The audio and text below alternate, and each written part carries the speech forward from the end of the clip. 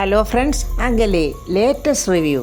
ചില സമയത്ത് ചിലരുടെ വാക്കുകൾ ദൈവത്തിൻ്റെ വാക്കുകളായി തോന്നും എന്നിങ്ങനെ പ്രതാപൻ പറയുവാണ്. യാമിനി എൻ്റെ അനുജത്തിയ, എൻ്റെ ശേഖരനെ പോലെ ഞാൻ സ്നേഹിക്കുന്നവൾ. പ്രായത്തിൽ ഇവൾ എന്നേക്കാൾ വളരെ ചെറുപ്പമാണെങ്കിലും ഇവൾ പറഞ്ഞ ചില കാര്യങ്ങൾ എൻ്റെ മനസ്സിനെ നന്നായി സ്പർശിച്ചു. ഇവൾ പറഞ്ഞതെല്ലാം സത്യങ്ങളായിരുന്നു. അംബികയും മോനും കണ്ണും തള്ളി നിൽക്കുക. അവർക്ക് തീരെ ഇഷ്ടമാകില്ലല്ലോ യാമിനിയെ പുകഴ്ത്തുന്നതൊന്നും. നല്ല കാര്യങ്ങൾ ആര് പറഞ്ഞാലും നമ്മളത് അംഗീകരിക്കണം. അതുകൊണ്ട് ഇന്ന് മുതൽ ഞാൻ ചില തീരുമാനങ്ങൾ എടുക്കുക. ഋതികയുടെ വിവാഹ കാര്യത്തിൽ എടുത്തു ചാടി ഞാനൊരു തീരുമാനം പറയില്ല. അതുമാത്രമല്ല, ഇവൾക്കിഷ്ടപ്പെടാത്ത ഒരു ചെറുപ്പക്കാരനും ഇവളെ വിവാഹം കഴിച്ച് കൊടുക്കില്ല. പ്രതാപൻ ഇങ്ങനെ പറഞ്ഞപ്പോൾ ഋതികയ്ക്കും യാമിനിക്കും ഭയങ്കര സന്തോഷമാകുന്നുണ്ട്. പ്രതാപൻ പറയാ, ഇനി മറ്റൊരു കാര്യം കൂടി. ഇവളുടെ വിവാഹത്തിൽ ഇവക്ക് ആവശ്യമെങ്കിൽ ഇവൾക്ക് തന്നെ ഒരു തീരുമാനമെടുക്കാം. അതിനൊന്നും ഞാൻ ഇനി തടസ്സം നിൽക്കില്ല. ഇനി അതൊന്നും അല്ലെങ്കിൽ ഋതിക മോക്ക് പഠനം തുടരാം. അതെൻ്റെ മോക്ക് താല്പര്യമുണ്ടെങ്കിൽ മാത്രം. അവനവൻ്റെ ഇഷ്ടത്തിനനുസരിച്ച് ജീവിച്ചില്ലെങ്കിൽ പിന്നെ എന്തിനാ ജീവിക്കുന്നത്? എൻ്റെ മകളുടെ ജീവിതം എൻ്റെ ഔദാര്യമല്ല, അത് അവളുടെ അവകാശമാണെന്നാ എൻ്റെ അനുജത്തി എന്നെ പഠിപ്പിച്ചത്. താങ്ക്സ് യാമിനി. അയ്യോ, എന്താ പ്രതാപേട്ട, എന്താ ഇങ്ങനെയൊക്കെ പറയുന്നത്?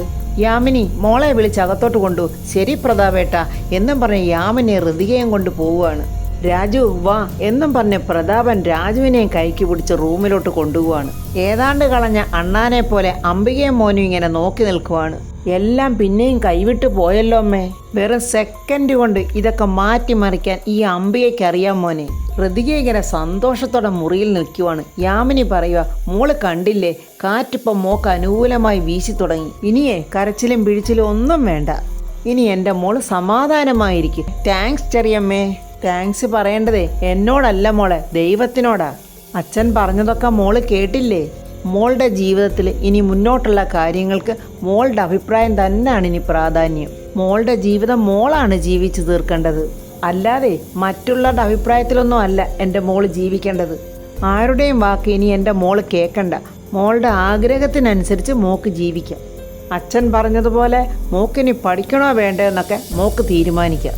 പഠിക്കുന്ന കാര്യം പറഞ്ഞപ്പോൾ എന്താ എൻ്റെ കുട്ടിയുടെ മുഖത്തൊരു തെളിച്ചക്കുറവ്? അതോ ഇനി കല്യാണം കഴിച്ചാൽ മതിയോ?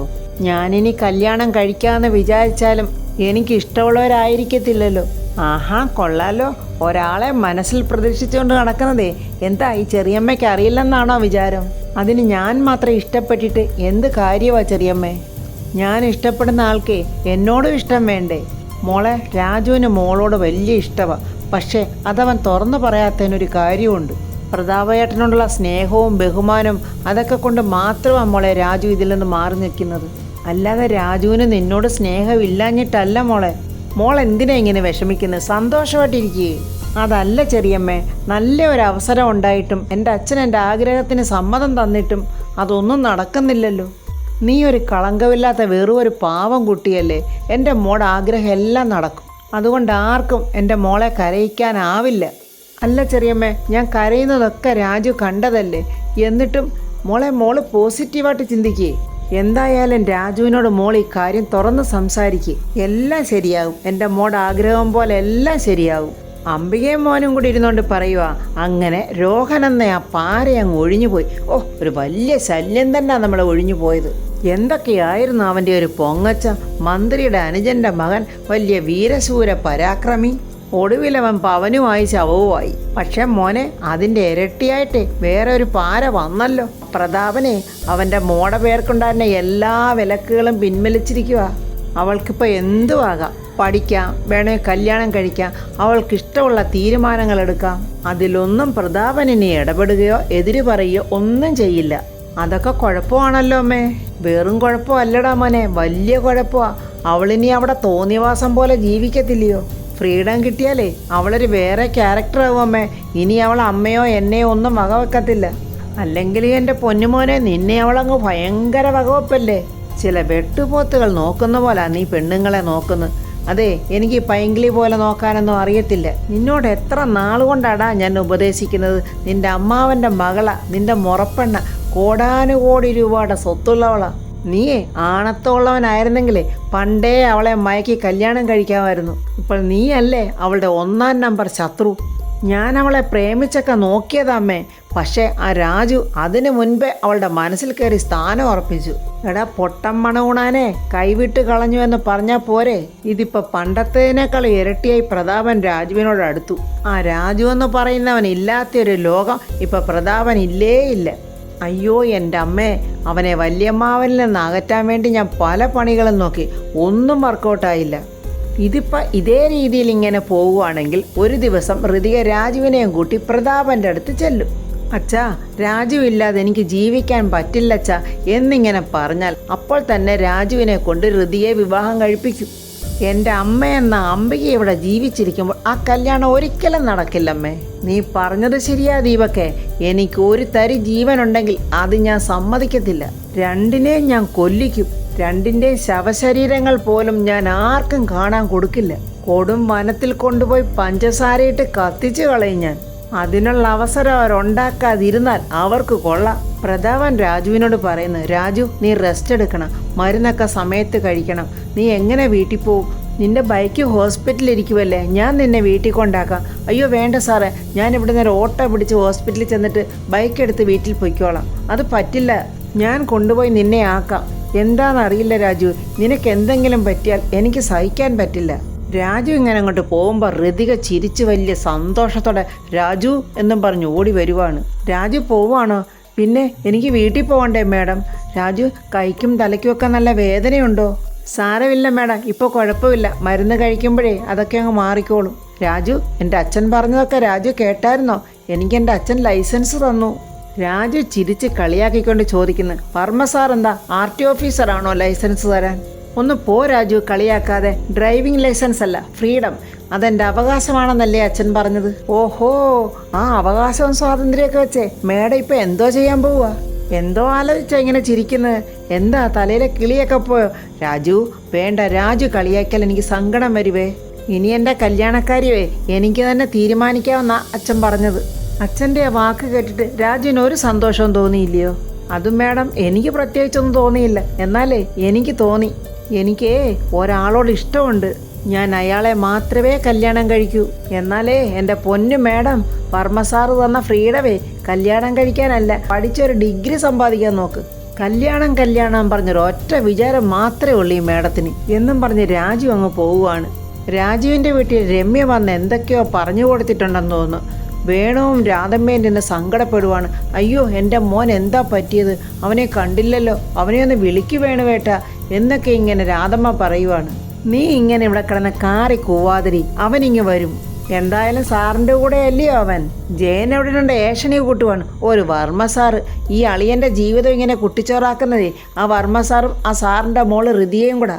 വേണുവേട്ടൻ ചോദിക്കുക, അല്ല രാജുവിന് ഈ ആപത്തൊക്കെ വന്നെന്ന് ആരാടാ നിന്നോട് പറഞ്ഞത്? രമ്യ പറയുക, അതൊക്കെ എനിക്കറിയാം. രാജുവിൻ്റെ കാര്യത്തിലേ നിങ്ങളെക്കാൾ കൂടുതൽ ഉത്കണ്ഠ എനിക്കാ.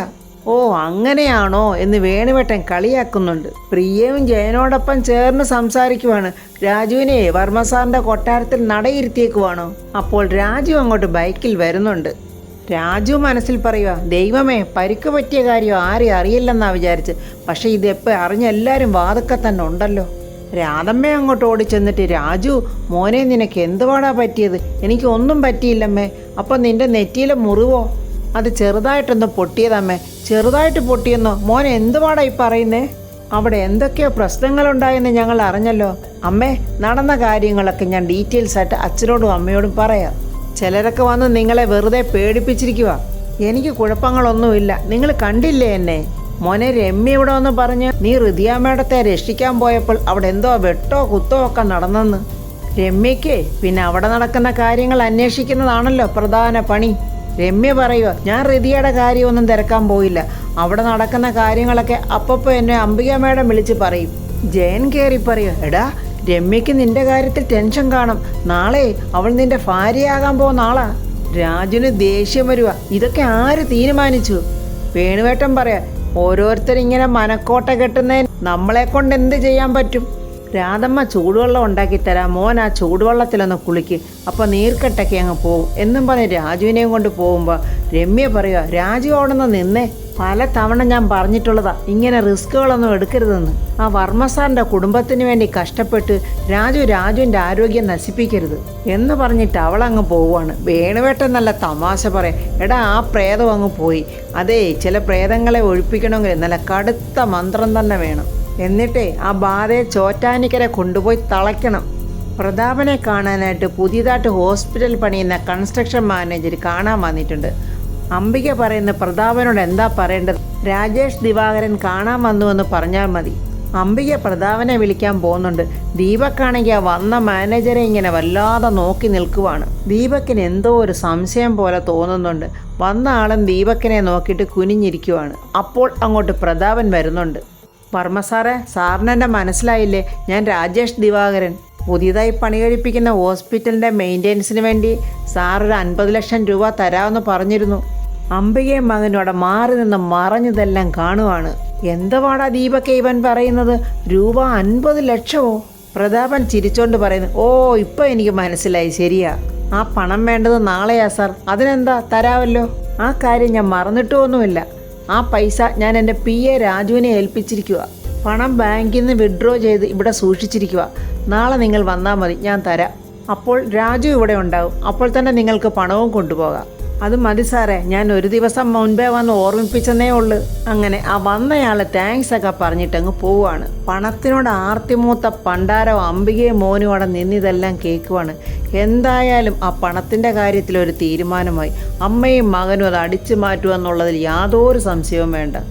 രാജുവിനും ഋതികയ്ക്കും രാത്രിയിൽ ഉറക്കമില്ല. രാജു ഇങ്ങനെ ചിന്തിക്കുവാണ്.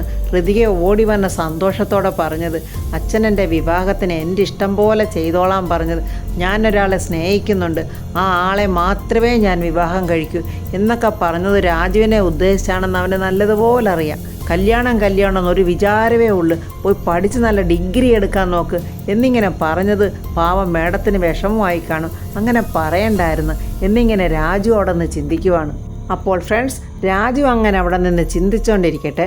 നാളെ പൈസ എടുക്കാൻ വരുമ്പോഴാണ് രാജുവിന് പണി കിട്ടാൻ പോകുന്നത്. അംബികയും മോനും ആ പൈസ അടിച്ചു മാറ്റിയിരിക്കും. അതിൻ്റെ റിവ്യൂമായി നമുക്ക് നാളെ കാണാം. എൻ്റെ ഈ റിവ്യൂ ഇഷ്ടപ്പെട്ടാൽ ലൈക്കും കമൻസും, സബ്സ്ക്രൈബ് ചെയ്യാത്തവർ സബ്സ്ക്രൈബ് ചെയ്യണേ.